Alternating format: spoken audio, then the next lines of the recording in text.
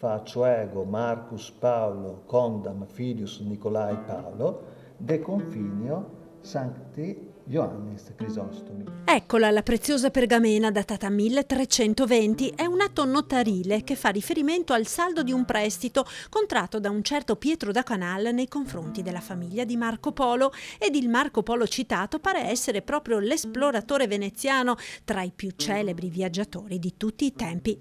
È una scoperta straordinaria, quella effettuata nelle scorse settimane da una studentessa di Ca' Foscari impegnata in uno stage all'Archivio di Stato di Treviso. È stata ritrovata durante lo stage dalla studentessa Giulia Amigo una pergamena che ho potuto verificare riferirsi effettivamente a Marco Polo. Durante il lavoro di digitalizzazione del registro manoscritto dell'abate Luigi Bailo, la giovane studentessa ha scoperto il riferimento alla pergamena, redatta il 16 novembre del 1320 dal notaio Spinelli su richiesta appunto di Marco Polo. È importante innanzitutto per la sua rarità, perché si tratta di uno dei pochi documenti riconducibili a Marco Polo conosciuti e conservati dagli archivi di Stato.